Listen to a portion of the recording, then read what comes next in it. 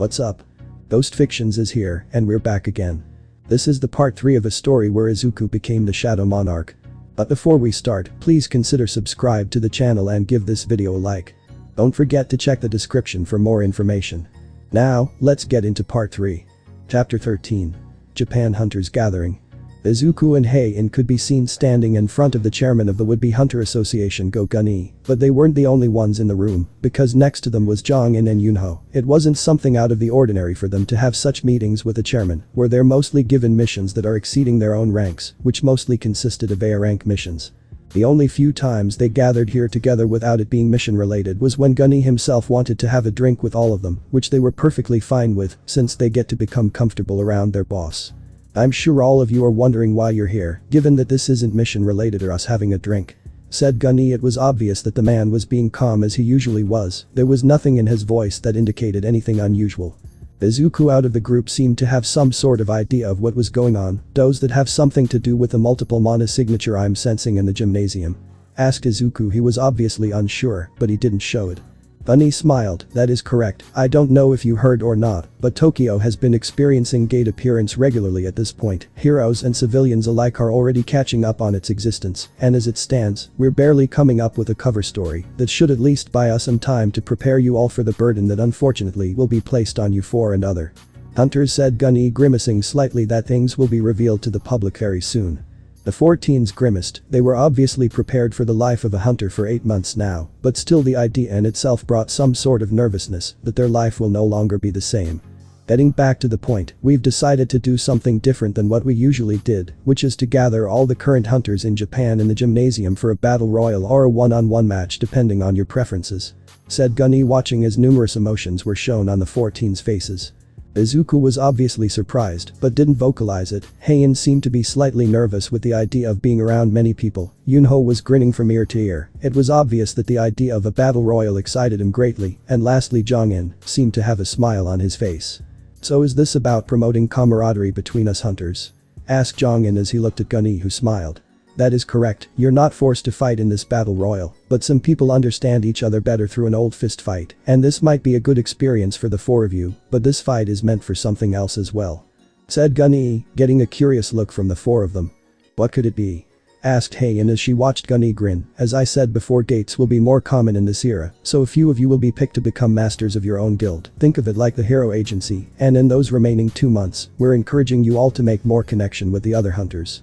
Said Gunny as he watched Yunho explode into cheer, but he couldn't blame him, the guy had every right to be excited. How I wish I was young again, thought Gunny with a smile on his face as he looked at Jong-in, who seemed to be much more in control, but his eyes were burning with excitement. As for Izuku and Heian, they seemed to be also calm, but they were interested. I want to ask something. In order to create those guilds you speak of, do we necessarily need a set of required numbers of hunters to join? Asked Izuku as Gunny let out a sigh, knowing that Izuku and Heian like to work together and don't work well with others, except with Jong-in and Yunho. In order to create a guild you need to have a certain required strength to become its master, but in the future the requirements to become master of a guild will be changed, but we haven't decided yet. As for your question, just like there is a guild master, there should be a vice guild master, and while we recommend that you have hunters join your guild, but as long as you can maintain clearing dungeon efficiently, then we have no reason to tell you how to manage it. Said Gunny, watching as the 2 couples looked at each other with a smile on their faces, and couldn't help the fond smile that made its way on his face as he watched the 2 display great trust in each other. So are we going to be heading there? Asked Jong-in to cut off Yunho from doing something that will make him look childish. Of course, please follow me. Said Gunny as he pressed a red button underneath the table, which would allow for the chauffeur to have the limousine parked in front of the building. The limousine finally made a halt as it stood parked in front of the large gymnasium as the chauffeur opened the door, allowing for the 4 teens and Gunny to finally get out. Their attires have changed to match today's event, as Izuku simply wore a white shirt and a long black cloak, followed by black pants and black shoes. Heian wore a short-sleeved black shirt and blue sweatpants, followed by black shoes. Jong-in wore a white shirt with a brown vest which showed his black tie and wore black jeans. Lastly, Yunho came out wearing blue sweatpants and white tank top, which he intended to remove in the fight. His grin was obviously plastered on his face. Now that we've arrived, make sure to enjoy yourselves. Said Gunny as he watched the 4 teens open the door of the gym as they walked towards the ledge to see the multiple arena where many seemed to be talking with each other. Some had started to duel each other in a one-on-one fight in arena rings. Yunho's eyes fell on a burly middle-aged man with bushy black hair, thick eyebrows, and sloppy facial hair. He wore a dobok, the standard uniform for a judoka. Removing the white shirt, he jumped from the ledge heading directly towards the older man. "Here he goes now," said Jong-in with a hint of amusement in his voice as he watched Yunho engaging in a talk with the older man. "Well, at least he is enthusiastic about the whole event," said Gun-e with a smile, glad that someone is enjoying himself. "My name is Baek Yunho, may I know the name of such a great fighter?" asked Yunho, making sure to politely introduce himself as he watched the older man grin. "It's nice to meet you as well, Master Baek. My name is Ma Dongwook, so how can I help you?" asked Ma in a friendly tone as he watched Yunho grin. "I hope I'm not sounding rude, but I would like to fight you, Master Ma, and test my skills against such a capable fighter and learn from you as well," said Yunho as he bowed to the man in respect who seemed to match the boy's grin. "Very well, Master Baek, I could see that you're a fighter type, so prepare your fists," said Ma as Yunho nodded as he started to partially transform by turning his hair white along with his hands.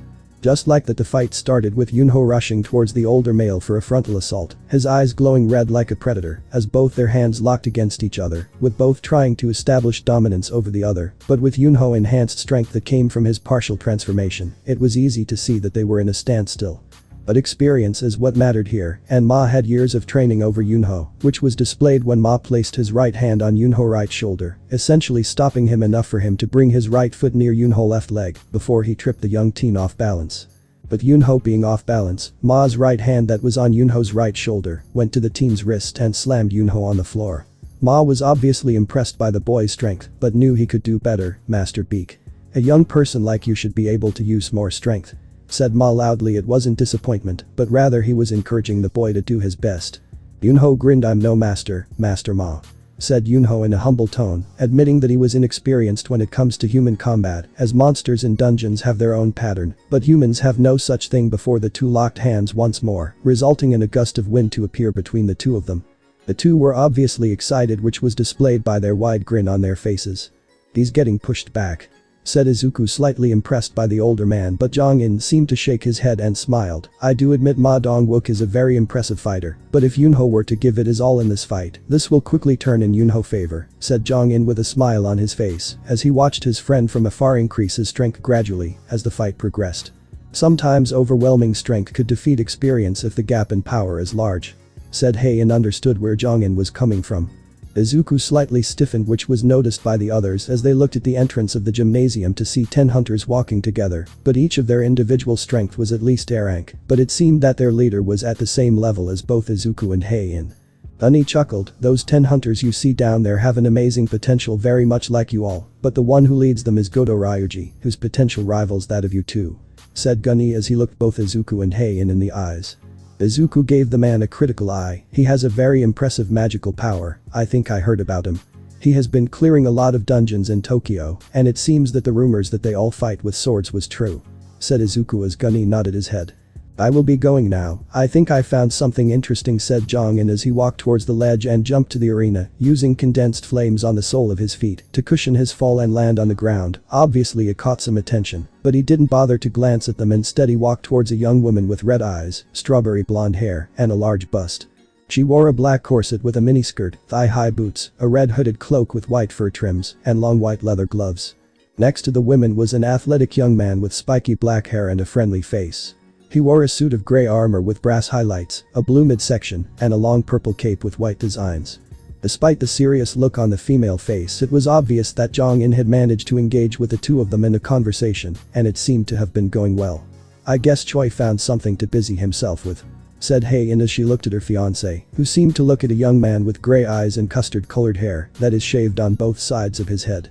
But it's not his magical power that attracted him, because as far he was concerned the boy was at least D-rank hunter, but it was the amount of expensive armor that he was wearing. It was obviously waiting on him, but it seemed that the boy felt somewhat insecure about his small magical power compared to most hunters that attended today's event, so he compensated it with expensive armors. "That is Yu Jinho. He is the son of Chairman Yu Myangan of the Yujin Construction. He is a very dorky boy, but he is fiercely loyal, and he tend to wear expensive armors to help his poor self-confidence, because his older brother is C-rank hunter, and his cousin is a B-rank hunter," said Gunny as he looked at the two couples who seemed to look at each other before nodding their heads. "He could be a good candidate to be our third member. It's not rank that we seek, but someone who could be loyal to us and besides our future guild could need someone like him because something tells me that he became a hunter to prove his father his worth, so this could be an opportunity for him to shine as well, considering that me and Hei-in are not really into politics so he could handle business-related stuff," said Izuku with a small smile while Hei-in smiled as well. "That seems like a smart idea, I'm sure Jinho will be very pleased with this," said Gunny knowing the boy's history. Izuku and Hei-in walked towards the boy who was obviously out of place, who seemed to be nervously fidgeting at the stares that he was receiving from those who noticed him, but he was quickly dismissed. "Your name Yu Jinho, am I not mistaken?" asked Izuku as the boy freaked out as he looked at Izuku and Hei-in, which obviously reminded Izuku a lot of him when he was still young and naive. "Don't worry, we're not here to harm you or judge you," said Hei-in, managing to calm him down enough for Jinho to nod his head. "Yeah, my name is Yu Jinho, but just call me Jinho, may I know your names?" asked the boy politely. "My name is Izuku Midoriya. It's a pleasure to meet you Jinho," said Izuku as Hei-in stood forward. "My name is Hei-in, but I think you will eventually have to start calling me Hei-in Midoriya," said Hei-in proudly as Jinho blinked multiple times before he noticed the rings on their fingers. Before he could make a scene, his mouth was instantly covered by Izuku's hand. "Don't make a scene Jinho," said Izuku as the boy calmed down, but was surprised that two kids with the same age are already engaged. "Oh okay, so why did you two come see me?" asked Jinho nervously.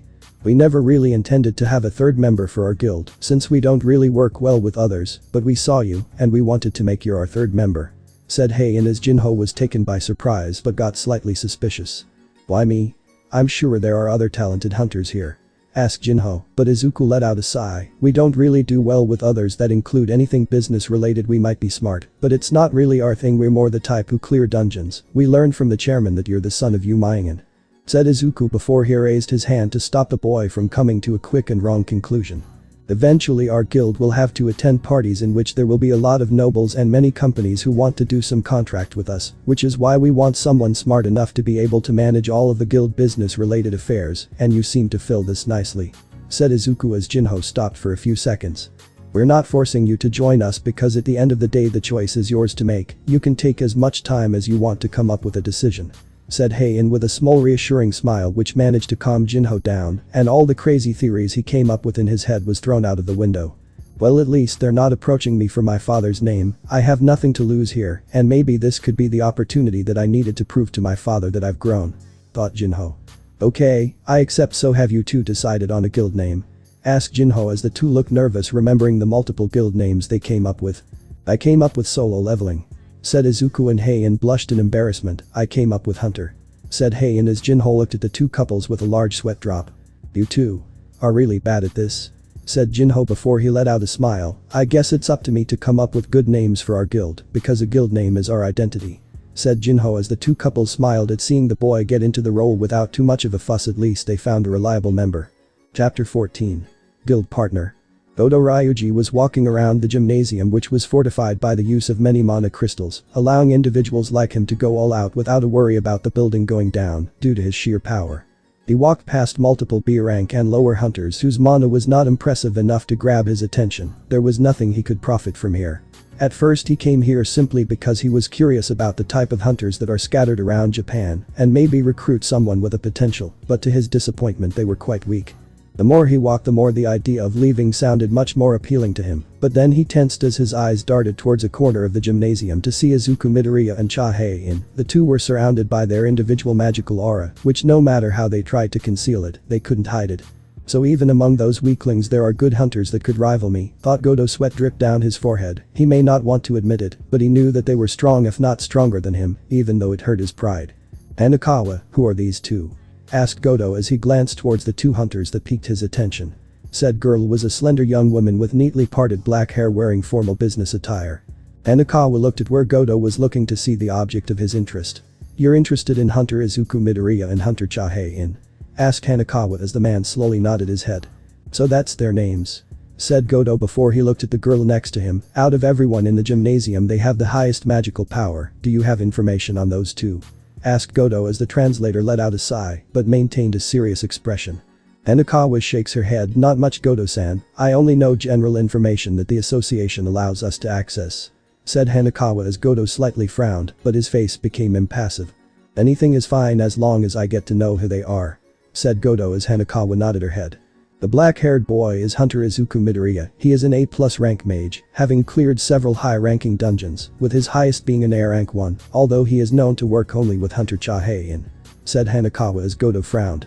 That's impossible, the way he carries himself, and his physique implies that he is an assassin-type class, said Goto as Hanakawa shrugged her shoulder, being oblivious as well. It's officially confirmed information, said Hanakawa as Goto sighed. What about Hunter Cha? Asked Goto as Hanakawa looked at the blonde girl. Hunter Chahei is an A+ rank fighter, having also cleared several high-ranking dungeons, with her highest being an A rank 1, although she is known to work only with Hunter Midoriya, and she is extremely talented with sword, said Hanakawa before she looked at Goto. Should we recruit her for the Draw Sword Guild, Goto-san? Asked Hanakawa, but Goto shook his head. I believe our guild invitation to Hunter Cha will be declined. If you paid close attention, you could see an engagement ring on their fingers, said Goto simply as he watched Hanakawa look closely to see the expensive engagement ring on the two hunters' fingers. You also said that the two of them are notoriously known for working together, so inviting her to the Draw Sword Guild is meaningless, said Goto impassively as he walked away, followed by Hanakawa. Why not challenge them for a duel, Goto-san? Said Hanakawa as Goto stopped for a few seconds. I've already acknowledged that the two are strong compared to the many hunters that came today, and it's that reason why fighting will put us in an unfavorable situation, since we will be forced to reveal our hands, said Goto as Hanakawa blushed in embarrassment for not taking into consideration that the current setting was not the ideal place to fight in. Betting her professional look back, are we going to depart? Asked Hanakawa as Goto continued walking. Yes, tell the others that we have extended our stay in Misatafu, we will be returning to Tokyo, said Goto as Hanakawa nodded her head before she walked away. Goto's eyes lingered on the two hunters for a few seconds before he walked away. Let's see who stands at the top of Japan and the world, Hunter Midoriya and Hunter Cha, mused Goto, his lips curled into a smirk, determined to take the seat of power and live as a king in his birth country. Jinho looked at the two couples, resisting the urge to roll his eyes, feeling a large migraine assaulting him. He had regretted opening the topic about the guild name, because the two had no talent when it comes to naming anything. How about we try another different approach? Guild name doesn't necessarily need to be based around the guild master and vice master name. We could name the guild based on your abilities, said Jinho, seeing as the two got an idea. How about Shadow Blade?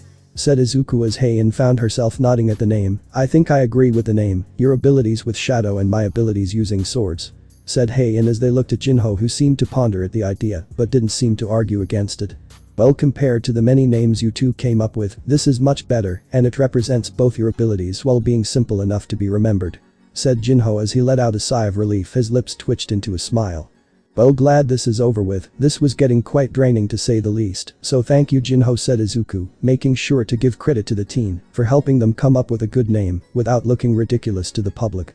Jinho was proud that he had helped the two come up with a name. I'm glad to hear that, we just need to come up with a logo for our guild and then we will be set, but let's do that for a later date, said Jinho, not wanting more migraine from trying to have them create a guild logo after having experienced their lack of understanding and the beauty that is guild naming.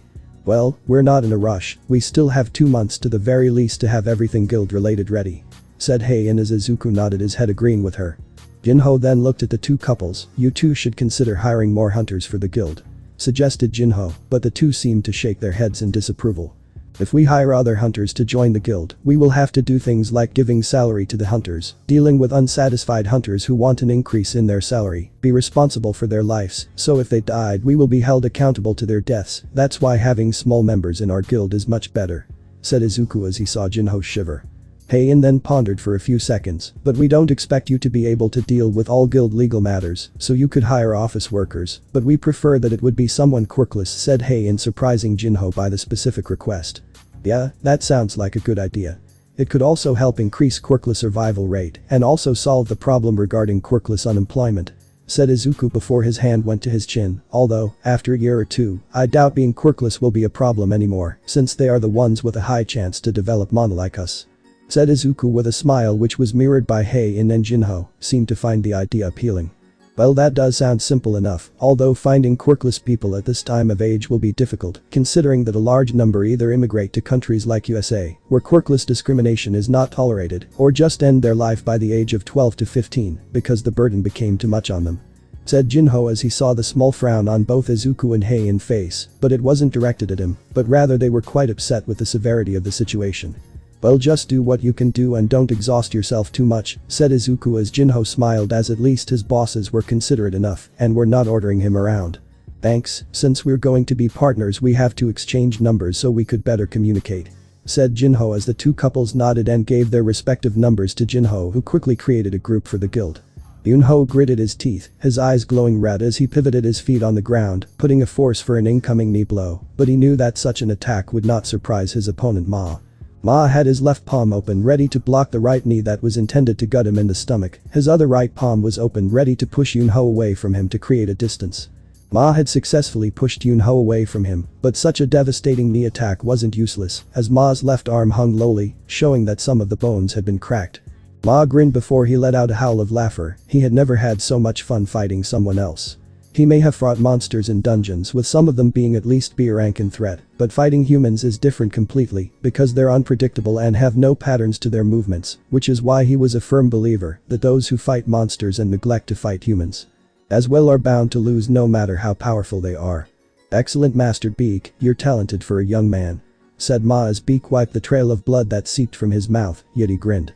I still have a lot to learn, Master Ma, I need to catch up to two of my friends, said Yunho, as the man couldn't help but admire the boy's dreams. They must be strong for you to idolize them, said Ma as Beak smiled fondly. Yes, they're very strong, Master Ma. At my current level I can't defeat them, but that's why I'm planning to become strong enough to be on equal footing, said Yunho as the man smiled. Very well, let's end this little sparring match for today, said Ma as he brought his right arm for a shake, while Beak smiled and shook the older man's hand. Let me heal that left arm of yours, came the voice of a thin young man with spiky black hair, pale skin, and black eyes. He wore a black coat over a white shirt and black slacks. The young man opened a spell book before the two warriors found themselves healed back to shape. Man, you both were pretty good out there, said the young man as he rubbed the back of his head. Ma smiled. Thank you for healing my arms, young man, said the man as he then got quickly flustered. Oh, I didn't properly introduce myself. My name is Min Byung Jae. I'm in B rank, healer, introduced Atina's Beak grinned. B rank healer, that's very impressive. My name is Beak Yunho, an A rank fighter. It's nice to meet you as well, Byung Jae, said Beak with a smile. My name is Ma Dongwook. I'm a B rank tanker. It's nice to meet you as well, young man, said Ma as they exchanged handshakes. Why not stop fighting and go have a drink? I'm sure that such an intense sparring match would have at least made you both dehydrated, said Byung Jae with a grin as the two looked at each other before they nodded. Lead the way, Byung Jae, said Yunho with a grin as the three newly acquainted acquaintances headed towards the bar to have strong drinks to conclude the day. Dongin sweat dropped as he looked at a young woman of slim build with light lavender hair that was swept over the left side of her face and tied into a ponytail at the back. One noticeable feature is that her lips are visible compared to other females without lipstick. Can I help you? Asked Choi as he looked at the lavender-haired girl who seemed to be observing him with analytical eyes. You're pretty strong, spoke the girl as she stopped for a few seconds. For 4 eyes, that is, said the girl as Gina bellowed out in laughter, breaking out of her serious attitude, while Sun Ki-hoon slightly got nervous as he watched the bulging veins that suddenly appeared on his future boss, had his clenching teeth that was screeching against each other as he forced a smile. Thanks for the compliment, Flatboard, said Choi, and now it was time for the girl to get a tick mark as she glared at the Redeed. Take that back, you Redeed 4 eyes bastard, said Jericho as she grabbed the Redeed by his vest but quickly got her hand slapped away as Choi made emphasis in the way he was dusting off his vest. Don't touch me, I don't want my suit to get wrinkled by a flat bitch, said Choi, and just like that all restraints were lost as the girl pulled her blade, which started covering into ice while Choi's entire body engulfed into fire. Boom. Everyone stopped doing what they were doing to look as the two furious individuals clashed against each other, with a pillar of ice and fire clashing against each other. Dina was cackling out loud as she watched as the two fought against each other as she somehow pulled a popcorn out of nowhere, surprising Sun Ki-hoon. I think we found our vice guild master, said Gina with a smirk. Just like that, a beautiful budding relationship was born between two opposite elements. How romantic, as the spectators could only watch to see the aftermath of the fight.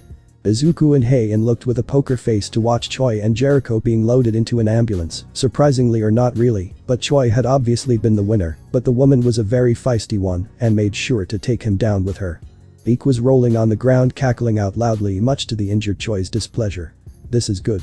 Who would have thought our dear Jong-in would find his soulmate, said Beak as he choked on his own laughter, unable to hold it anymore as he bursted out into another laugh. Fuck you, Yunho. Remember this, you bastard, I will be coming for yo. Jong-in couldn't continue because the door of the ambulance was shut and drove off to the hospital to get the two idiots treated. Bunny shook his head in disappointment yet with a slight hint of amusement. Back in my days love was shown through an exchange of flowers and chocolate, but now love is shown through violence and sending each other to intensive care. Said Gunny as both Izuku and Heian sweat drop. Does that make us weird or something? Asked Heian, confused although Izuku shook his head. No, they're the ones who are weird so just ignore them said Izuku as he shook his head. Ginchul's eyes were closed trying to forget the disaster that just happened inside. And I thought he was mature enough. Said Ginchul planning to give the Redeed and the lavender-haired girl a piece of his mind when he visits them. I regret encouraging them to fight against each other. Said Gunny with a sigh but a smile nonetheless. Izuku locked his hands with Heian who did the same. I guess it's time for us to leave. Said Izuku as Gunny looked at the two couples with a smile. Well, I won't hold you here forever, as long as you have enjoyed yourselves then I find this event successful in my book. Said Gunny as he watched as the two couples bow their heads in respect before they walked away from the scene towards a black car, which was opened by one of their agents. The car quickly left the gymnasium and towards their home concluding the day. Chapter 15. A confrontation with the past. Izuku and Heian could be seen sitting next to each other in a decent cafe located in Musatafu. Right in front of them was Jinho, who had taken his roles seriously ever since their meeting, and so far he had proved to be quite trustworthy and very humble, although the boy had displayed to be quite dorky, often coming to quick and ridiculous conclusion, like that one time when they got in a van that Izuku owned. Big brother Izuku and big sister Heian, both of you look so tired. Did you get any sleep? Asked Jinho in concern. It's fine, we just didn't sleep that much last night. Said Izuku with a small yawn. Yeah, it was a rough night. I think my legs are numb. Said Heian, and that was all that Jinho needed for his brain to come up with all sorts of lewd thoughts. Jinho looked at the two couples mortified. You both are still 16 years old. Said Jinho in a whisper. Sadly for him both couples didn't understand what he tried to imply. Is something wrong with that? Asked Heian as Jinho turned his face away, clearly mortified by the answer. Taking a few deep breaths trying to rationalize that the two were a different kind of species and that comparing them to normal people is stupid. Maybe high-ranking hunters are not normal, thought Jinho as he remembered the time when Choi and Jericho were sent to the hospital after fighting against each other. Although the two couples couldn't blame Jinho for being like this, especially when you have a father who is a little rough on you, but when you think about it, his father simply wanted to humble his children after Jinho's older brother became extremely arrogant and entitled after having a dose of being a popular celebrity. On the coffee table was a white paper. It was obvious that they have been going through a lot of versions for their guild logo, which is quite hard since Jinho wanted to create the best logo for their guild, which they could only let him handle it. We did say Shadow Blade correct said Jinho before he picked a black marker and started to sketch something showing what appears to be a black shadow with a sword in the middle. What does the shadow represent? Asked Izuku curiously as Jinho let out a sigh. The shadow part of the logo represents mystery. Said Jinho getting the two couples' attention as Heian arched her eyebrow. Mystery? Asked Heian as she watched Jinho smile. Yeah, when I drew it I was just simply scribbling on the paper, but when you look at it, many people could come up with their own interpretation for it, because some could see it as the wings of a dragon, some could see it as your aura flaring up ECT. Said Jinho much to the surprise of the couple as they looked at the drawing to see that it was true. The shadow part doesn't need to represent your power, but it also could represent your personality, because from the time I spent with you, I realized that you're quite a mysterious person, and sometimes I don't understand what goes through your head. Said Jinho as Izuku was slightly surprised by this. Except for Heian, that is since she seems to read you like a book, which I don't know how, but you two were never normal to begin with. Said Jinho as the two couples sweat drop. The whole point is that some of your actions don't match your appearance. That may sound stereotypical of me, but that's how everyone nowadays thinks. That's why the first thing everybody thinks when they see is assuming that you're a model because of your looks and body figure. Said Jinho, although he had to gulp when he saw the murderous look on Heian's face, which wasn't directed at him nor at Izuku, but merely at the air. He then took the black marker and quickly sketched something on the paper before showing a sword stabbed in the middle of the shadow through a rock. Big sister Heian, you told me that your sword name was Excalibur like King Arthur of the ancient mythology, which is why your sword will be white and stabbed through a black rock. In a way it represents the story of Excalibur. Said Jinho watching an amazed Heian obviously liking the idea. That's a brilliant idea, Jinho. I could see what you want to show here in the logo. Said Izuku quite impressed as he praised the boy much to his growing pleasure in being recognized for his work. Heian nodded her head with a smile on her face. I agree, you've nailed our personality and ability in one simple logo. Said Heian as Jinho smiled. I'm glad I could help, we just need to properly draw it on a Photoshop application, and our guild logo will be ready," said Jinho as the two decided to enjoy a small coffee drink before they departed. Izuku and Heian were quite pleased with how their evening had gone, as after finishing on deciding on a logo for their guild, Izuku had decided to treat his fiancée to a date which went well like usual. Walking towards the two-story house that was the Midoriya household, it was quite small in his own standards, since with his own money, he could have afforded something even bigger than this, but they weren't into something gigantic, they simply didn't have a reason to flex on others. The two-story house was obviously equipped with security-like camera which Izuku can access the camera feed from an app that he had installed in his phone, which will allow him to be notified of who came inside the house and who left the house, so he wasn't worried for his family when he is not around. Opening the wooden gates, he walked inside, his arm locked with his fiancée, as he pulled the key from his pocket as he opened the door of the house. The first thing he saw was several shoes, which meant that they were having guests. His frown deepened when one of the shoes stood out more than the others, due to the fact that unlike the others it wasn't neatly placed, and the only one who has no proper respect towards other people's home was Katsuki Bakugo. "Katsuki Bakugo?" muttered Izuku, which Heian heard, and her frown deepened, knowing that their day will probably be ruined, considering the amount of stories she heard about the spiky ash blonde and his trashy personality.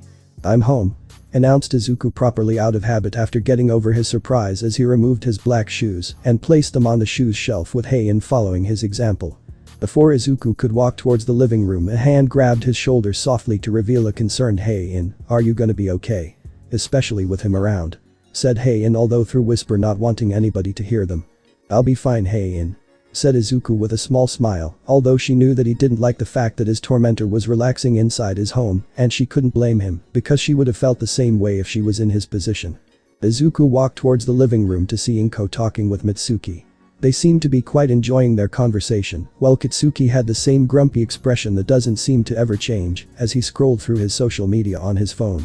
"Izuku and Heian, welcome home," came the voice of Inko, who stood up welcoming her son and daughter-in-law with a hug as the two couples hugged the slim mother.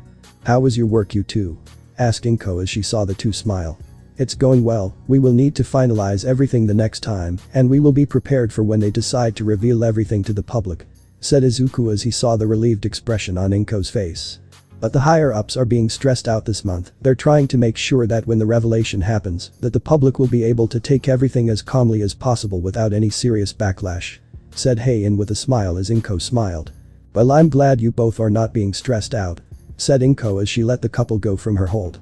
Izuku at this point wanted to leave the living room because just being in the same room as Bakugo was getting on his nerves. "Izuku, it's been so long, look at you all grown up," came the voice of his aunt Mitsuki, who had been obviously stunned when she saw her once shy and plain-looking nephew turn into a handsome young man that could only be found in model magazines. "It's nice to meet you as well, Auntie Mitsuki. I'm glad to see that my mom is being kept company, especially since it would get lonely if someone were to live alone in a large house," said Izuku as Mitsuki smiled, seeing how polite he was, and could only wish that her son was half as polite as Izuku. "It's fine, thanks to you I was able to spend more time with Inko, and she started to regain her beauty that was lost due to stress," said Mitsuki, quite grateful for Izuku and impressed that Izuku had become the man of the house and found a job to pay for his mom and sister. "It's the least I could do for my mom after raising me and my sister on her own, and it's time that she enjoyed an early retirement," said Izuku as Mitsuki nodded, and Inko felt a lot of pride in her son. "Is that why you stopped attending school, Deku?" asked Katsuki. His red eyes were glaring at him, determined to create a hole through his head. Izuku didn't bat him an eye. "It's Midoriya for you, Bakugo, and yes, I stopped attending Aldera because I didn't feel like wasting my time hanging around self-absorbed quirkist bastards who pick on others to nurse their own fragile ego," said Izuku, surprising Mitsuki, while Inko was half surprised since she already knew about Izuku's relationship with Bakugo. Heian let out a sigh, already knowing about everything, but was surprised that Izuku hadn't lashed out on him. Katsuki on the other hand growled at the former green-haired boy. "So you think yourself better than us?" shouted Katsuki, quite furious that the boy he looked down on for years was growing some backbones. "I never said anything about me being better than anyone, it's your fragile ego that made you view it that way. You interpreted everything I did as me looking down on you, because let's face it, Bakugo, you were always jealous of me, so you picked on me to make yourself feel better," said Izuku, and Katsuki rose from the couch furiously, his hand unconsciously letting out a spark. "How dare you!" Katsuki was cut off as a force brought him to the ground, his face forcefully planted on the ground, and his arms were restrained behind him as he weakly looked to see Izuku's eyes glowing blue, and his hands released a blue hue, showing that Izuku was using Dominator's touch. I'd watch my mouth if I were you, Bakugo. This is not Eldera. The moment you stepped foot inside my home, you better abide by the rules of the house, which means no quirk usage, because believe me when I say this, if you piss me off I will make sure your admission to UA be rejected and blacklisted in all hero school in Japan. Said Izuku, shocking Mitsuki that Izuku would have that kind of authority, but also surprised by the telekinesis ability. Heian glared at the ash blonde boy. He's right, we have a lot of connections with some of the higher ups, and blacklisting you from all hero schools is an easy feat. We could also get you thrown into juvenile, considering your track record of illegal quirk usage, assault, property damage, along with many more things you have committed that went unpunished for years due to favoritism. Said Heian as Mitsuki turned her head towards Katsuki, as if asking him if what was said is true, but he didn't offer any rebuttal, so she knew that what was said was true. The force that brought Katsuki to the ground was lifted as Izuku decided that he no longer want to be here. Listen well, Bakugo, I don't want you to talk to me. The only reason why you're not thrown out of the house is because of Auntie Mitsuki, so I'm only tolerating you for now, so don't test my patience, because I have a low one for people like you, but remember this, the only reason you get to become the hero in the first place is because of my kindness, even though you don't deserve it in the first place. Said Izuku before he and Heian left the living room to their room. Mitsuki turned towards Katsuki with a glare. Katsuki was everything that Izuku said is true. Asked Mitsuki, trying to be rational enough to hear her son out, but he didn't say anything, choosing to remain quiet. I knew you were a very prideful person from the beginning, and with everyone praises you became way too arrogant and full of yourself, but to think you would bully others with your quirk and commit all sorts of atrocious acts to nurse your own frail ego. Said Mitsuki as she looked down on her son with angry glare. I thought you were better than this, Katsuki. Me and your father believed that under that prideful act, you were a decent person enough to know the right from wrong, but I guess we were too optimistic, said Mitsuki with disappointment in her tone. Mitsuki then turned towards Inko, who seemed to give her an understanding look. We will be leaving for today, Inko. After this, I don't think this will be a good time to have our girl talk. Said Mitsuki as Inko nodded her head in understanding. I understand, Mitsuki.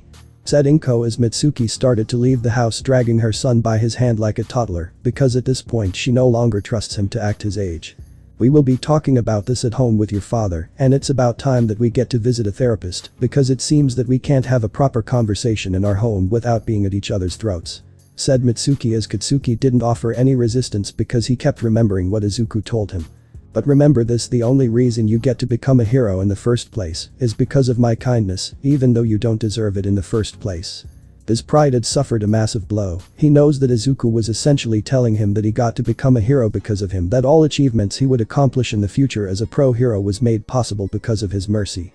He hated it, but he could only blame himself for letting his pride be his drive in life. He could only blame his inferiority and superiority complex that had put him in that situation in the first place. Would All Might do what I did? Katsuki thought, and for the first time asked himself the question that his pride had prevented him from doing. The answer was obvious for Katsuki. All Might, the #1 pro hero and symbol of peace, would never do something as a bully and belittle someone for their disability. He inspired hope to the civilians and brought fear into the hearts of the villains who threatened the peace. Was his behavior that of an aspiring hero? Was that the image he wanted everyone to view him as? The answer was once made clear to him. He wanted to be the best hero out there and to surpass All Might, but his behavior painted otherwise, and he doesn't want everybody to think that he was incompetent. Izuku was in a very bad mood, despite being in control of his emotions during the whole confrontation. Simply hearing the old nickname Deku brought a bad taste to his mouth. It reminded him of the days where he pathetically allowed people to walk all over him.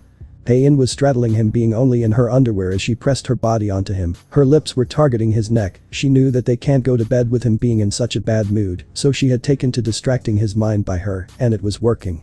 You shouldn't let him ruin your day, Izuku-kun. I know what he had done to you, but you're not the same Deku that he made you out to be back. Then you're much better than him in everything, so don't give people like him the satisfaction of bringing you down from your mood. Said Heian as Izuku took a deep breath and smiled. You're right, Heian, I shouldn't have let him get to me that way. Said Izuku as Heian smiled and pressed her lips with his as he wrapped his arm around her waist, enjoying the feelings of their lips being connected. Separating from the kiss, Heian snuggled into his chest, her nose inhaling her fiancé Mana's smell with a content smile. I know I shouldn't be judging you, because even I would feel the same way if one of my former bullies were inside my home, but to be honest with you, being quirkless was not really bad, because I was able to find those who I could trust with my life, and those who hid behind a fake smile. Said Heian as she looked at Izuku, who gently ran his hands through her hair, and it also helped me meet you, Izuku-kun, the one person I want to have a future with. Said Heian with a wide smile, and Izuku's heart warmed.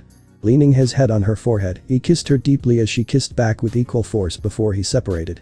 "I would love that, Heian, having a future with you sounds very nice," said Izuku, much to Heian's happiness, as they knew that their bond is only getting stronger each passing day. Chapter 16. S-Rank Gate. Things have been going well as far as Izuku is concerned, as last week he was able to release some of his frustration on his former childhood friend Bully, and from what he had heard, Kitsuki had finally admitted that he needed help, which, while it was shocking, it was just his first step to proving to everyone that he could be a good hero as well. His redemption was still a long and demanding task that will require him to put effort into changing, because there was no point in attending therapist if he returned back to what he used to be. Although Izuku doubted that he would ever have the same relationship with Kitsuki like they were before quirks appeared, many people told him to simply forgive, forget and move forward, but Izuku was different. He would never forgive nor forget what Kitsuki had did to him, but he will be civil enough to treat the blonde boy as an acquaintance. But as far as moving forward comes, he had already done that a lot time ago when he decided to become a hunter instead of being a hero like he always wanted. "So you want us to raid a C-rank mission?" questioned Izuku as he looked at Jinchul, who was sitting in front of him. "That is correct, you and Mrs. Cha will be raiding a C-rank dungeon near here," said Jinchul as he gave the gate report, which included a picture, magical measurement and rating team, which was only both Izuku and Heian. It says here that the measurements were shifting constantly, meaning the Hunter Association never really had a good read on the gate," said Heian, noticing the little detail. "You're very observant. Well, as far as measurements come, the magical energy hasn't increased that much to be called in B-rank gate, but we're very concerned since this is new for us. But if there is anyone we could entrust these tasks of clearing the gate, would be the two of you," said Jinchul, explaining what happened. Izuku frowned. "We're pretty much going blind here, but we should be able to handle ourselves properly," said Izuku as Heian couldn't help but to agree. The black SUV car made a stop in front of the location as Izuku opened the car, allowing for Heian to get out of the car first. "I wish you both luck," said Jinchul as Izuku gave a small nod before he himself got out of the car. "So they had everyone evacuate," said Heian as she looked at the deserted houses. Obviously the Hunter Association had been evacuating civilians once gates became more common to avoid suspicious or anyone trying to enter the gate recklessly, not that anybody could enter the gates. "Well, it would be better that way, don't want civilians trying to get in the way of our work," said Izuku as he let out a small smile as the two walked towards the gate, which was guarded by two agents. The moment the two stepped inside, the gate started fluctuating and red lighting started to release in the air, shocking the two agents as Izuku realized that the measurements were wrong as he forced himself out enough to deliver a final message. "Call the chairman immediately, the measurements were wrong." Izuku couldn't continue as he was quickly swallowed inside the gate, which turned from its light blue to red color. The agents were getting frantic as one of them pulled a phone, dialing the first number that appeared in his contact, which was Wu Jinchul. Izuku looked around him to see that the environment they were in was snowing.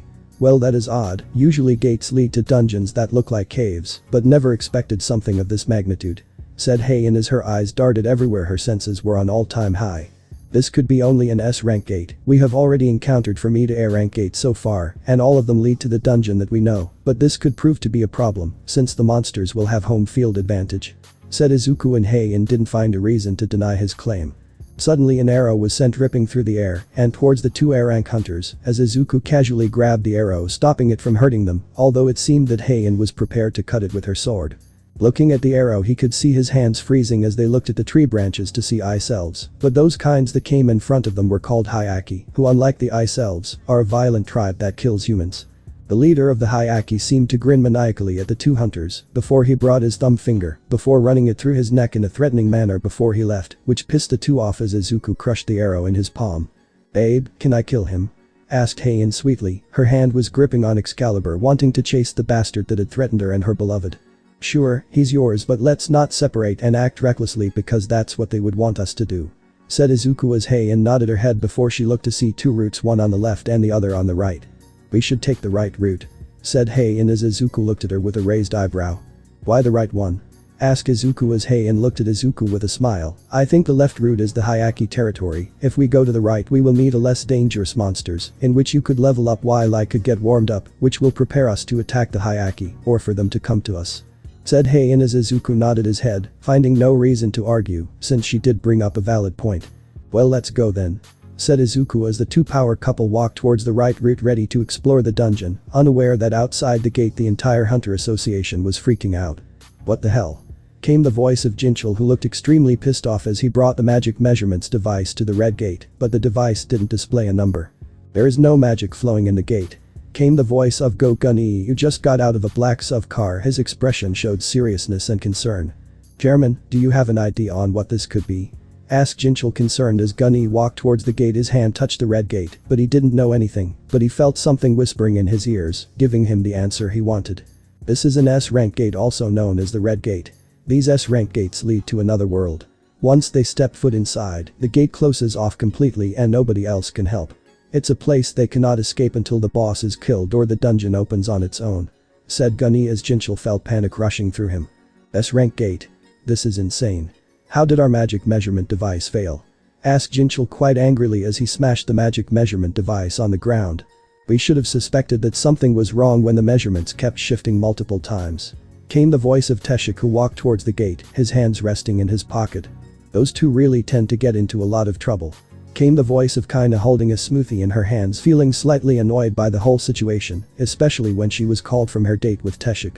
Kaina then shifted towards the chairman. How long do you think they will be inside? Asked Kaina, and just like before, Gun-E knew the answer. 1 day inside the gate is an hour outside. Said Gun-E as the others looked surprised that he knew the answer, but knew that Gun-E himself didn't understand how he knew some of this information. This is really concerning. Should we tell both Mr. Beak and Mr. Choi about this, after all their friends are stuck inside an S-rank gate? Asked Teshik. No. Said Jinchul as he looked at the chairman. This is the first time an S-rank gate appeared in Japan. We can't reveal it yet until we have the necessary information. Besides, if we tell them what happened, it will cause unnecessary worry and the other gates will be left unattended. Said Jinchul as the chairman nodded his head. You all know the standard protocol when dealing with the unknown, said Gun-E as the agent nodded their head vigorously, and like that they all started working to get enough data to prepare for the future. Even scientists working under Gun-E were there on the scene, trying to understand the mechanism of an S-rank gate. Izuku and Heian were walking deep in the forest. As the more they went further they grew cold. Inventory. Said Izuku as the system opened, revealing the clothes that were bought for a 1-digit gold, before he pulled 2 brown coats. Here, if we're going to continue we need to be warm. Said Izuku as Heian accepted as she wore her own coat, while Izuku followed after her as Izuku looked at the blue screen displaying his transaction. Item. Name. Warm fur coat. Item class. None. Type. Junk. Become extremely warm after being worn. Price. 10 gold. So warm. Said Heian comfortably, but their peaceful moment was interrupted when the ground rumbled as they looked behind them to see a large white bear towering over them, its red eye looking down on the 2 A-rank hunters menacingly. Title. The one who overcame adversity. The title given to those who overcame adversity heroically. Your stats increase proportionally to your missing health. 17% stat increase every 1% HP missing. Title. Wolf Slayer. The title given to a hunter proficient in fights against wolves. 40% increased stat against beast-type monsters. The ice bear raised its left arm. Its claw was sharp enough to cut through anything, even cutting them into shreds. Too bad he was dealing with 2 A-rank hunters who by now should be considered an S-rank hunters. His left claw slammed to the snowy ground, but Izuku avoided it by jumping in the air as the ice bear tried to swat him away, but too bad his left arm was cut into multiple pieces as it screamed in pain as it lost its balance, which Izuku used to punch the ice bear at the top of his head, caving its skulls in and slamming the bear onto the ground, leaving only a fist mark on the ice bear head. You leveled up. It was almost an hour, and the Hunter Association were diligently working and trying to decipher and understand the working of the Red Gate. Jinchul was observing everything going on as a scientist in white coat stood in front of him. Mr. Wu, it's almost an hour, and just like the chairman had explained, this is an S-rank gate, but even then we're unable to learn anything else. The gate itself has stopped releasing magic, which means that we can't measure anything or analyze the magical wave normally released by gates. Said the head scientist as he watched Jinchul gritting his teeth in frustration.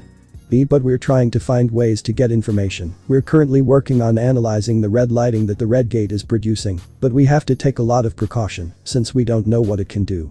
Said the head scientist as Jinchul looked at the head scientist, who silently gulped. Small information is better than nothing at all. At this point I fear that those two with all their talent could get killed inside. But if they do survive, then we can use their testimony to better have a grasp on the S-rank gate. Said Jinchul as the head scientist nodded his head before he rushed away. They will survive. Said Teshik as Jinchul looked at the B-rank assassin with curiosity. You have a lot of faith in those two. Said Jinchul as Teshik simply grinned. It's common knowledge that Midoriya is a hunter that grows every battle, but after training with the kid that completely changed," said Teshik as he slightly shivered, not out of fear but excitement. "How so?" asked Jinchul. "His shadow," said Teshik, simply eliciting curiosity from the others, "is connected to the darkness.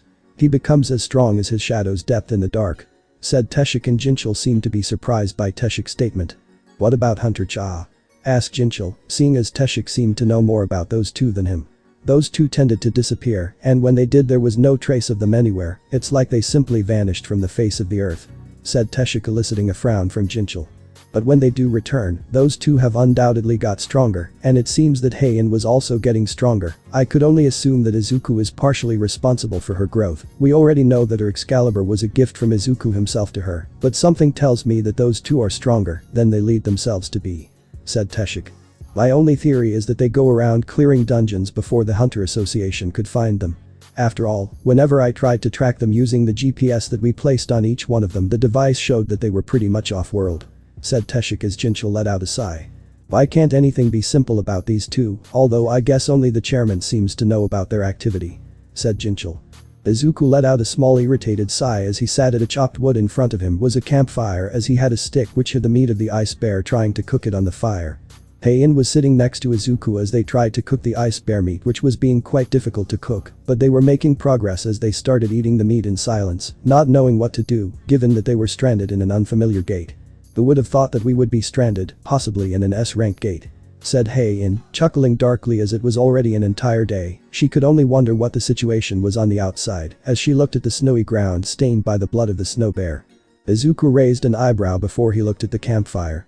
"I have expected that at one point we will have to do an S-rank gate," said Izuku, pausing for a moment as he munched on the snow bear meat, which was quite tough, but it was tasty nonetheless. "But I never expected it would be this early on in our career," continued Izuku, swallowing the digested ice bear meat as Heian nodded grimly. "We should quickly find the home of the ice bears and put a stop to it as soon as possible. If we want to properly prepare for the Hyaki," said Heian as Izuku nodded before he looked at the system. Question directions. Daily quest. Getting ready to become powerful. Goal. Push-ups. 0-100. Curl-ups. 0-100. Curl-ups. 0-100. Squats. 0-100. Running. 0-10 kilometers. Warning. Failing to complete this daily quest will bring a punishment associated with this quest. 1 hours 23 minutes 45 seconds. Well, that would be a problem. I just need to do my daily quest so I don't get teleported to the penalty zone," said Izuku as Heian nodded as Izuku properly stood up, removing the brown coat. "On second thought, I will be joining you in this daily quest thing," said Heian with a smile, and Izuku didn't find a reason to go against it as Heian discarded her own brown coat, and just like that the two power couples started doing the daily quest together. Although Heian didn't have a system that increased regeneration, so she slept while Izuku watched her carefully while watching for their acts. Chapter 17. S-rank gate finale. We could see Izuku and Heian standing on the snowy landscape that was tainted with a river of blood. Standing in front of them was a bloodied snow bear. Before in an instant his head was decapitated before it could even react by the Night Igris. "You know, they're really something that makes me wonder what would have happened if he really used his sword back in our fight," said Heian as she watched the knight present the head of the snow bear boss to Izuku, which was expected considering that Igris is a knight. Izuku let out a sigh but smiled regardless. It seemed that going to the den of the ice bears was a good idea after all. Name. Izuku Midoriya. Level. 52. The system reminded Izuku of his level before he looked at Heian. She was in better condition. "Have you warmed up yet?" asked Izuku as Heian nodded her head. "Those exercises we did back there were enough for a warm-up, but the ice bears were also a good exercise," said Heian as Izuku nodded his head before he walked towards Igris, who was kneeling in front of his king, and placed a hand on his shoulder. "You've done well," said Izuku before he looked at the ice bears, knowing exactly what he needed to do. "Arise," said Izuku as he watched as the shadows of the ice bears clawed its way out of its mortal flesh before it stood before its king ready to fulfill its new purpose. "You have successfully extracted the shadow. Shadow Monster LV.1.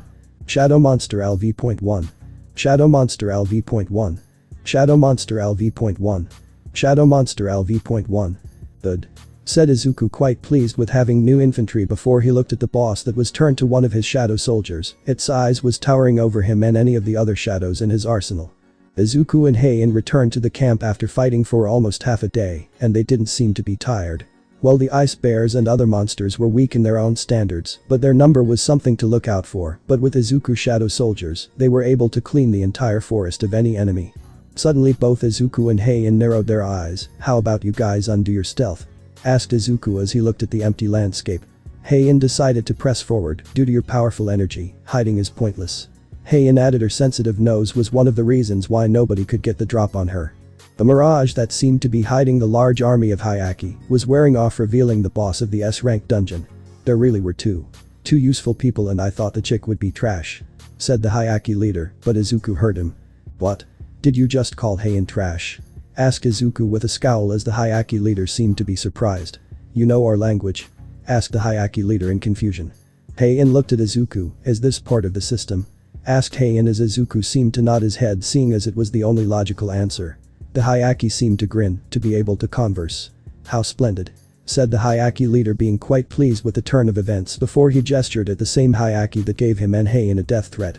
The Hyaki seems to smile. "There's someone I want to introduce," said the Hyaki leader as the Hyaki grinned. "You're already acquaintances. He's the one who notified us that there's someone strong among the humans," explained the Hyaki leader. "This guy wanted to face off with you, so." The Hyaki leader didn't have the chance to continue as the Hyaki was beheaded in an instant, and appeared behind him was Heian, who had her sword drawn and her eyes glowed golden. "I don't know what you two are talking about," said Heian slowly as she turned her fiery gaze towards the Hyaki leader. "But I had a beef with him and he made threats that I didn't like," said Heian, her fiery gaze turning into a glare. The Hyaki leader's face was impassive before it turned into a maniacal grin. "What an amusing partner you have there," said the Hyaki leader. Izuku tried to capitalize on the Hyaki leader's attention away from him to pull his dagger, with an attempt to cut his head as well, but he had underestimated the reflexes the Hyaki leader had as he blocked Izuku's attack with his own ice dagger. "He's not willing to give up his life so easily," Izuku thought, quite annoyed as the Hyaki leader didn't feel threatened by Izuku and Heian's skills as he got off his horse spinning his ice dagger. "I have a proposal. It won't be detrimental to you. But first, let me ask you a question," said the Hyaki leader, his grin still plastered on his face as he looked at Izuku. "Despite not being a human, why are you among the humans?" asked the Hyaki leader. Izuku knew what he was talking about, but he didn't feel like divulging on the matter. "What the hell are you talking about?" asked Izuku as the Hyaki leader seemed to let out a mocking laugh. "Haha, are you not aware of it?" asked the Hyaki leader before he pointed at his head. "In our heads, there's a constant voice speaking to us. To kill humans," explained the Hyaki leader as Izuku seemed to pay more attention. "But I cannot hear the voice in your presence," revealed the Hyaki leader. "The voice telling them to kill humans. Is it similar to the system's orders?" thought Izuku. Sure, Ashborn did explain things to him, but the Shadow Monarch never gave him any information beyond the basics. "If the voice doesn't apply to me, it must be due to becoming a player through the system, or maybe because I'm no longer human, since I have the power of a monarch," thought Izuku before he looked at the Hyaki leader who gave him that annoying grin. Shrugging his shoulder, the Hyaki leader pressed forward with his offer. "There's no need for us to fight. We do not want unnecessary casualties in our end." The Hyaki leader tried to reason before he pointed behind him towards Heian, who had kept quiet since she knew that whatever conversation they were having must be important if Izuku was entertaining it for this long. "Hand over the human girl. Then I'll spare your life. How about it?" asked the Hyaki leader with a confident voice, feeling assured that Izuku will comply with his demand to save his own skin. "That's pretty ballsy to demand my fiancé," said Izuku with a frown, making Heian jump away to keep distance, knowing that Izuku was warning her indirectly of the Hyaki leader's offer. "But since you ask your question, let me ask mine. Who are you guys?" asked Izuku to keep the Hyaki leader's attention on him. "Where did you come from and why are you trying to kill humans?" asked Izuku as the Hyaki leader grinned. "We are." The Hyaki leader tried to speak before he started glitching, before the Hyaki leader recreated a familiar posture he did before by shrugging his shoulder. "There's no need for us to fight. We do not want unnecessary casualties in our end," said the Hyaki leader, repeating the same sentence he said before as Izuku frowned. "Hand over the human girl. Then I'll spare your life. How about it?" asked the Hyaki leader, repeating everything once more. "What? Just now?" Izuku thought, realizing what had happened. "Is he avoiding my question? Or?" thought Izuku. "How about it? Do you accept our proposal?" asked the Hyaki leader. Behind him stood an army of grinning Hyaki who looked at Izuku like an insignificant bug. "I refuse," said Izuku, casually, undeterred by the massive army that the Hyaki leader possessed, before he glanced at Heian, who understood that the negotiation went to hell. "Do you plan on fighting me and my soldiers? Do you think you can withstand our numbers by yourself?" Asked the Hyaki leader with a menacing glare in an attempt to strike fear and intimidate Izuku. Numbers? Asked Izuku before his shadows extended from his feet as far as possible. What numbers? Asked Izuku as shadow soldiers started coming from the shadow from knights to ice bears. The Hyaki leader was undeterred by the immortal shadow army as he grinned. What a cheap trick. Said the Hyaki leader. Is it a cheap trick? Asked Izuku, feeling offended with the army of shadow soldiers feeling the same way as they attacked the army of Hyaki. Ice bears devoured the ice Hyaki that stood in its way while some of the knights grabbed the Hyaki by their throat with their axe ready to decapitate. Spears found themselves lodged in the stomach of the Hyaki, but just as much as the shadow soldiers did damage to the Hyaki, the same could be said for the Hyaki, as they were able to deal damage towards the immortal shadow army. Heian wouldn't let the shadow army steal all the fun as she used her trusty Excalibur to decapitate some of the foolish Hyaki that thought she was an easy target. Her speed and her dance-like movements made her a dangerous opponent as the Hyaki never stood a chance against her to begin with. Heian then glanced towards Izuku with worry. Izuku-kun can't maintain his army for long. Thought Heian as she grit her teeth before she twisted her body to cut a Hyaki from the waist. They may be immortal, but the numbers will diminish if they keep getting destroyed. They might be able to handle those foot soldiers, but... Thought Heian as she glanced towards the leader of the Hyaki who was walking through the two beheaded shadow soldiers as he grinned. He's the problem. Thought Heian as she increased her speed wanting to decrease the burden on Izuku's shoulder. Izuku on the other hand was gritting his teeth in frustration. His shadow soldiers were falling one by one, and his mana pool can't keep regenerating such numbers infinitely. Seeing as he had no choice, he decided to take the fight to the Hyaki leader himself as he pulled both his dual daggers and jumped towards the Hyaki leader who easily parried the attack. My name is Baruka. Introduced the leader of the Hyaki as he grinned. What is yours? Asked Baruka as Izuku looked at him, seeing no harm. Midoriya Izuku introduced himself before ice started to form on Baruka's feet as he attempted to kick Izuku, who easily blocked it with his dagger. Izuku tried another attack, but Baruka easily blocked such an attack without any efforts. Izuku tried to use his other dagger, but Baruka easily blocked it as well. Izuku knew that Baruka's skills are superior compared to him. Seeing as both his hands were busy, Baruka capitalized on it to land a devastating knee attack to Izuku's stomach, sending him in the air, but he quickly made a backflip landing on the ground on both his feet. It's been a while since I had this much excitement, said Baruka, but he was interrupted when a flaming ball rushed towards him, engulfing him in an explosion of flames, revealing that the perpetrator was a magician. Izuku felt grateful for the magician who bought him time to properly recover, but he knew that Baruka wouldn't be easily defeated. There's no way he died from that. Stop wasting time and come out, said Izuku as from the sea of flames we could see Baruka rushing towards Izuku in a fast speed. His grin turned into a maniacal one. Is this the limit of your soldiers? Shouted Baruka mockingly. Baruka rushed towards Izuku in an attempt to cut him down, but he was stopped by Igris, who blocked the attack although with a slight difficulty, but that was all that was needed for Heian to appear behind Baruka, her sword drawn for decapitation, but Baruka parried the attack with his other dagger. I have to admit, human girl, you're fast but you're still slow for me, shouted Baruka as he slashed his dagger, managing to land a successful cut on Heian, who cried in pain. Luckily he didn't hit any vital spot as Izuku rushed with great speed towards Baruka, anger flaring in his eyes. Igris slashed towards Baruka, cutting through his clothes, while Izuku appeared behind Baruka, slashing him with his own dagger, resulting in blood to gush out of Baruka as the poison was activated. Effect: paralysis has activated. Effect: bleed has activated. To be able to dodge a fatal strike in this situation, Izuku thought as he glanced worriedly towards Heian. He didn't want to rush towards her because if he did he would be insulting her warrior pride. She is strong and could handle such injury. You trash are quite persistent, said Baruka with a scowl on his face. His right shoulder was bleeding from the cut he suffered. The enemy's resistance was too high. The effect was cancelled. You're not in position to say such a thing, started Izuku calmly as he looked at Baruka menacingly. How about you look around? Izuku said as he looked around him to see his own tribe slain. Is that all your soldiers can do? Asked Izuku, taunting Baruka even further. Baruka on the other hand, seeing the death of his tribe, made him develop a tick mark, his veins popping from his forehead. You bastard, said Baruka angrily as he rushed with great speed towards Izuku, determined to kill him in the most brutal way. Those soldiers will all vanish when I get rid of you, shouted Baruka angrily. Izuku then threw his dagger towards Baruka, who looked at him like an idiot, grinning maniacally. Throwing away your weapon. You. Baruka didn't get to finish his sentence as Izuku's hand started to glow a blue hue. Skill: Dominator's Touch LV.1. Active skill. No mana required. You can control objects without touching them. The dagger's speed increased, and it started to blur from the amount of speed, something which took Baruka off guard. "It's accelerating," thought Baruka as he tried to defend himself by bringing his own dagger to block it, but that was a mistake as his ice dagger shattered by the force and velocity of Izuku's own dagger. Suddenly behind Baruka, the former boss of the ice bear held him as all the magicians positioned themselves, their hands stretched out as they launched fire magic towards Baruka, with a large explosion of flames enveloping everything and reaching the sky from the force of the flames. Sadly, that wasn't enough to put a stop to Baruka as the former boss of the ice bear was trying to regenerate, but with his loosened grip, allowed Baruka to break his way out of the hold while destroying the ice bear at the same time. Baruka looked to be worse for wear as his clothes were tattered and his body was battered, but his anger had increased to new levels.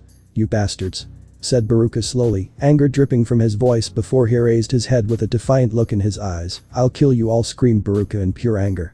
Baruka grit his teeth when blood gushed out of his waist as Izuku appeared, having used stealth to sneak up on Baruka. "Looks like this is the end," said Izuku with a grin, but Baruka immediately took a hold of Izuku's wrist. "Who do you think you're facing?" shouted an outraged Baruka, but he couldn't continue as right behind him came Hei-in, her sword drawn for a successful decapitation, while Izuku followed with her by stabbing his other dagger through Baruka's heart, destroying it. "The dungeon boss has been slain. You leveled up. You leveled up."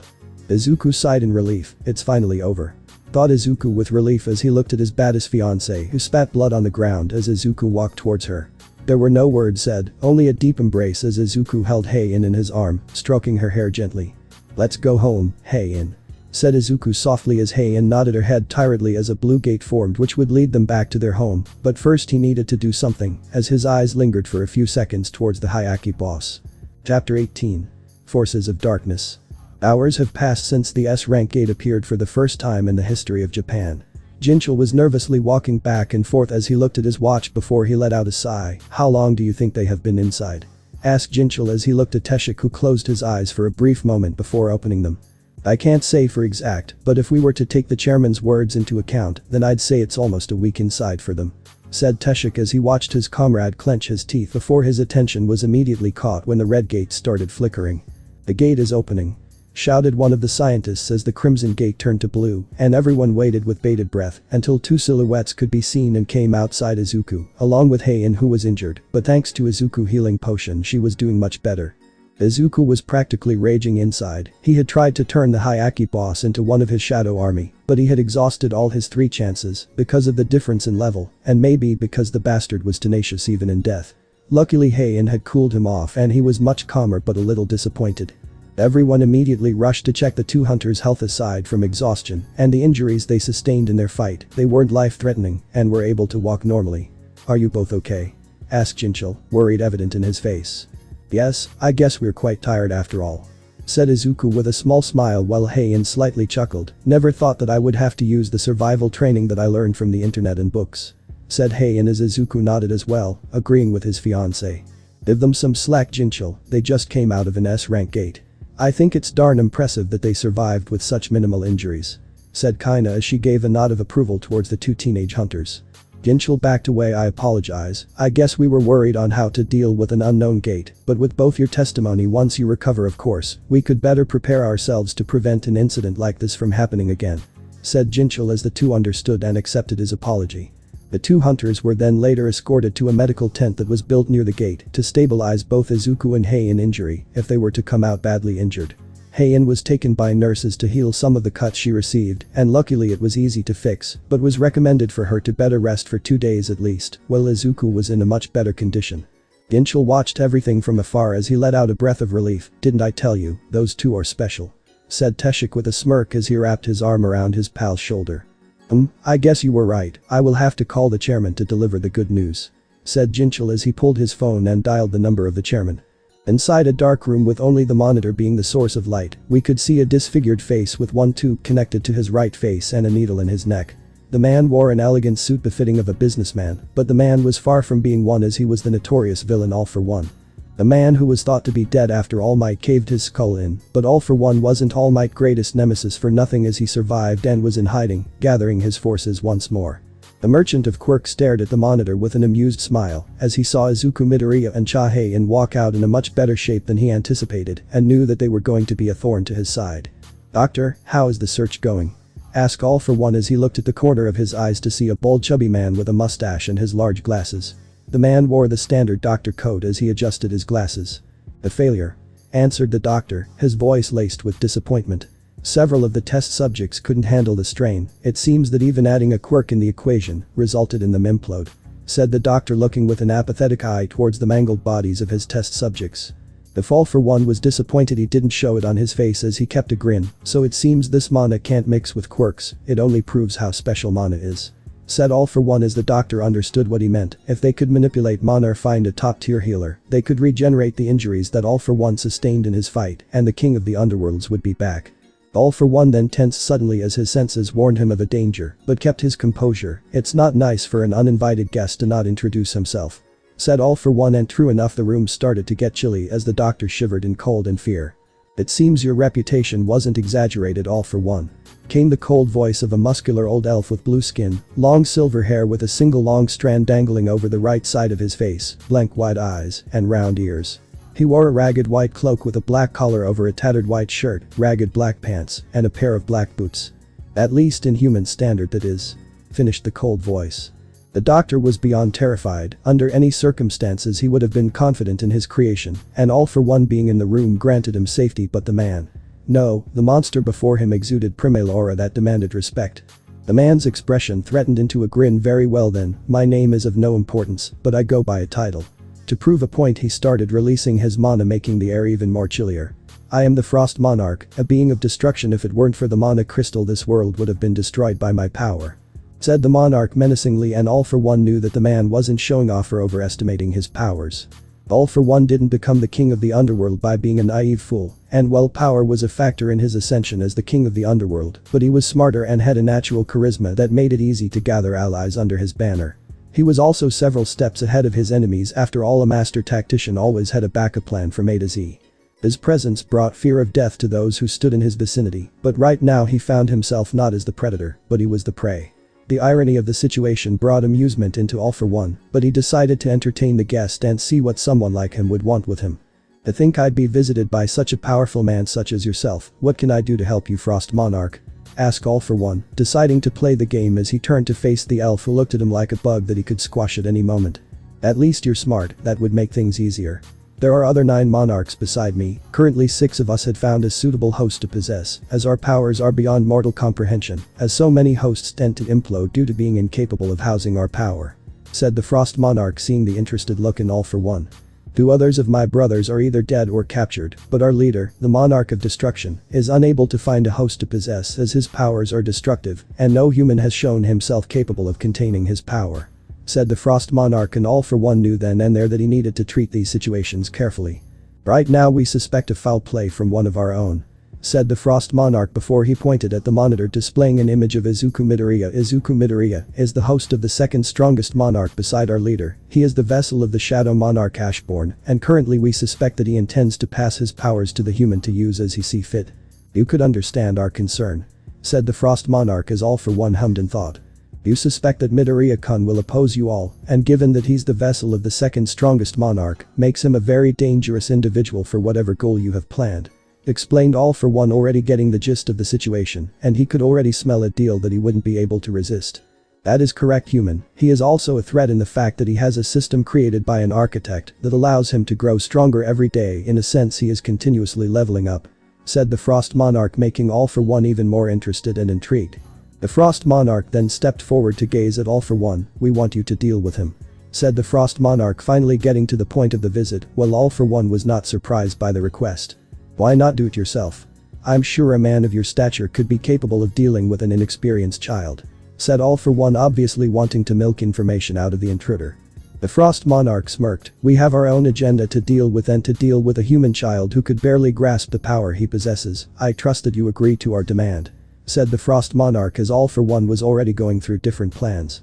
"What's in it for me?"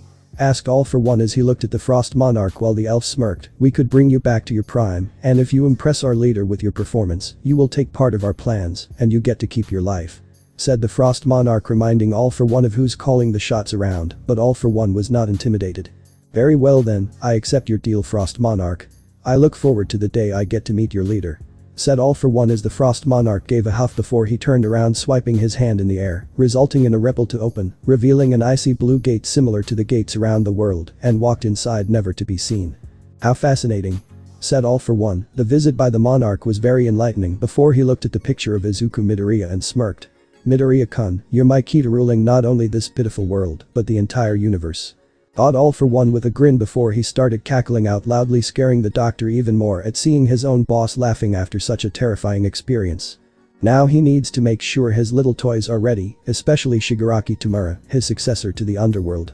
We need Tamura-kun to be ready, doctor, make sure you have our toys ready at any moment, said All For One, but the doctor knew that it was an order. Whatever his master was planning was going to be big, and he wanted to be part of it, so he gleefully returned to his experiments. An S-rank gate has appeared in Japan, asked a stocky middle-aged man with light brown hair that he wears in a small ponytail, blue eyes, sideburns, and neatly trimmed beard. He wears a simple white collared shirt and a pair of gray-beige pants. The man was David Brennan, the director of the Federal Bureau of Hunters. Gunny sighed. Yes, luckily our two A-rank hunters have managed to defeat the dungeon boss, while sustaining minimal damage as well, said Gunny proudly. Obviously some of the leaders felt irked by Gunny, but they kept quiet. You said they were A-rank hunters, are you sure? Asked the president of the Hunter Association in Germany, doubting Gunny's claim. Gunny then leaned towards the live call as he gave a menacing look towards the representative of Germany. Are you implying that I'm lying? Asked Gunny dangerously as the man gulped in fear, while some of the other representatives tensed slightly at the intense gaze. And no, I never said anything of that sort, I'm just surprised, explained the representative of Germany as Gunny leaned back on his chair. Rest assured, it was thanks to Hunter Midoriya and Hunter Cha's testimony that we're able to prepare our own hunters when facing an S-rank gate in the future, said Gunny as he smiled. It's almost 10 months and they're close to being S-rank hunters. Their growth is truly astounding, especially their ability to adapt when the gate turns out to be S-rank, said the president of the Hunter Association in China. David Brennan gave a nod, completely agreeing with the China representative, before his eyes glanced towards the middle of his office to see a middle-aged man with green eyes and blonde hair. He is seen wearing a former business attire. He took off a sticky note and wrote in it for a few seconds before he put it away, but in reality he placed it away from the camera view. The blonde-haired man walked towards the sticky note and read its content before giving a nod, understanding his duty before he walked outside the room. Sorry Gunny, but for the good of the USA those two hunters will be taken from you, David thought, as much as he felt bad for using such tactics, but it's necessary. The USA needs more S-rank hunters to deal with the multiple gates that are appearing around the country. He is sure that he's not the only one who is going to try and recruit the two. He could already see some of the leaders' eyes gleaming in greed. He just hopes that he will be faster. That's it guys. Thanks for watching and supporting us. See you in the next part.